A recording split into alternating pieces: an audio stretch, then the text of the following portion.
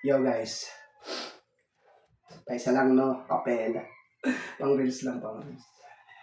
Nagsimulang alanganin ng patutunguhan pero inalis negatibo sa isipan. Positibo lang palagi ang pinaiiral. Halos nagtatanong ba't laging pinagpipilitan natin makamit ang mga ninanais pero di ramdam ang alay kahit dumaan sa hapis. Kailangan isakripisyo natin ang dugo at pawis.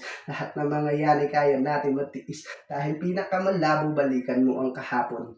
Isa sa mga dahilan bakit di tayo makaahon sarili natin ibangon harapin ang mga hamon. Lagi kang maging alerto baka lumaki ang alon. Parating na ang naglaho ng bukas ay laging baon. Sayang ang pinaghirapan kung mauuwi sa tapon. Sa panahon ngayon mabilis lumipas ang taon.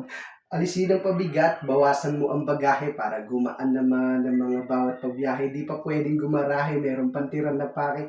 Hinihiling ko na sana lahat tayo makaabante. Move forward guys. Peace out.